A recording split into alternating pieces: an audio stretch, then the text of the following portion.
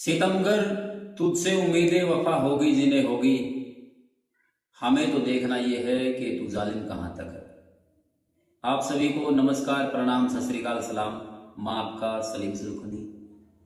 आज हम बात करने जा रहे हैं अन्याय और न्याय की। न्याय की उम्मीद जो उस हर इंसान का धर्म होता है, जिसका अधिकार होता है, और उस उम्मीद के ऊपर ही उसकी पूरी जिंदगी जो है कायम होती है। ऐसा ही कुछ दिनों पहले कुछ मामला मौलाना अब्दुल रहमान, जिनको लगभग 10 सालों से ऊपर जेल में काटने पड़े, और उसके बाद 2015 में उनको गिरफ्तार कर लिया गया और उनके ऊपर मुकदमा दर्ज हो गया और उनको ऊपर यूएपीए और कुछ और धाराओं के तहत मुकदमा दर्ज कर लगभग 10 साल से ऊपर तक उनको जेल हुई और जेल उनको काटनी पड़ी। उनका पूरा जीवन, जवानी, उनके परिवार की, उनके रिश्तेदारों की, समाज की जो बेइज्जत हुई, उसकी भरपाई आखिर करेगा कौन। मई के लास्ट में ये कहकर कोर्ट ने उनको बरी कर दिया कि ये निर्दोष है क्योंकि इनके खिलाफ कोई सबूत नहीं है। हमारा सवाल सिर्फ ये है, क्या उनके बीते हुए दिन, वो चार दीवारी, वो जेल की रात अंधेरी, वो काल कोठड़ी जहां उसने अपनी जिंदगी को बिताया, लगभग उनकी उम्र जो है 37 साल की थी जब वो जेल में गई, और जब वो बाहर आए तो उनका मकसद ये था कि मैं कहां से क्या करूं।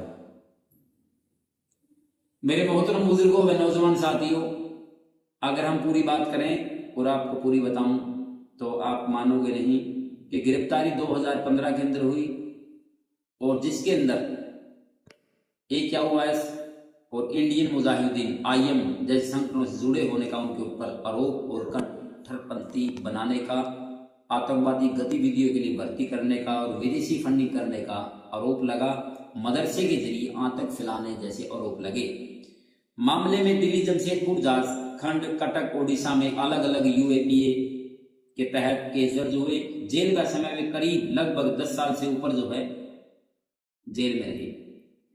दिल्ली के मामले में 2023 में UAPA के तहत दोषी ठहराया गया और मई 2026 में उड़ीसा की कटक स्पेशल कोर्ट जज मानक रंजन बारिक ने उन्हें बाइज्जत बरी कर दिया और कहा कि इनके खिलाफ कोई भी सबूत नहीं है, ये निर्दोष है, ये बरी है। वे दारुल उलूम देवबंद में पढ़े, उड़ीसा में एक मदरसा चलाते थे। गिरफ्तारी के समय उनकी महज उम्र 37 साल थी। कई नामों में अब्दुल रहमान, कटकी आदि के नाम से भी इनको जाना जाता है। मेरे दोस्तों, मेरे मोहतरम बुजुर्गों व नौजवान साथियों, हमारा मकसद यही है आपको बताने का और इस वीडियो को बनाने का भी, कि जिस न्याय की उम्मीद वो 10 साल जो उसने जेल में काटे निर्दोष होते हुए भी, आखिर उनके पीछे ऐसी कौन सी ताकत है जो बेगुनाहों को जेल में डालती है और बाद में बरी हो जाती है। क्या ये हमारे देश का लोकतंत्र, हमारे देश की अदालतें क्या इसकी इजाजत देती है कि जो इंसान एक शिक्षक होने के नाते अच्छा प्रवक्ता है, बच्चों को पढ़ाता है, और उसके ऊपर ऐसे ऐसे आरोप लगाकर उसको जेल में डाल दिया जाता है और बाद में वो बरी भी हो जाता है। उसके वो बीते हुए दिन, उसकी वो जवानी, उसका परिवार, उसका वो सब कुछ कौन लौटा सकता है? कौन है जो उनके बीते हुए दिनों को वापस लेके आ सकता है? जो उस परिवार के ऊपर बीती, उनके माँ बाप के ऊपर जो लोगों के ताने सुने, जो उनके परिवार के ऊपर, पूरे परिवार पे, समाज के ऊपर जो बीता, क्या वो वापस दिन लौट के आ सकते हैं? हमारी मांग सिर्फ इतनी है कि न्याय जो है सबको बराबर मिलना चाहिए, ना कि किसी को धर्म के आधार पर।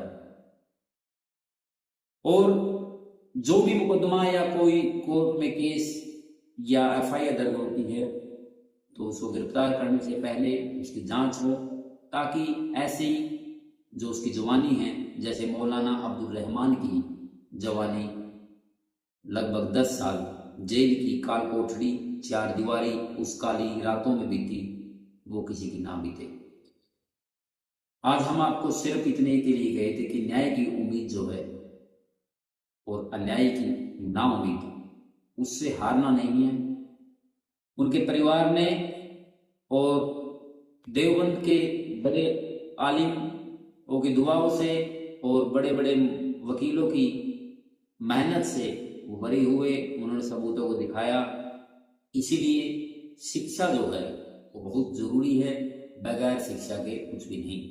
आपको अपने समाज के, आपके धर्म की शिक्षा के साथ साथ में दुनिया की जो शिक्षा है वो आपको हासिल होनी चाहिए। चाहे वो जो भी आप पढ़ाई करते हैं, चाहे वो इंग्लिश है, हिंदी है, अलग अलग लैंग्वेज में आपको उनकी भी जानकारी होनी चाहिए। आप सभी को नमस्कार, प्रणाम, सत श्री अकाल, सलाम। आप दोबारा फिर लौटेंगे इन्हीं ऐसी कोई मुद्दे को लेकर। जय हिंद, जय भारत।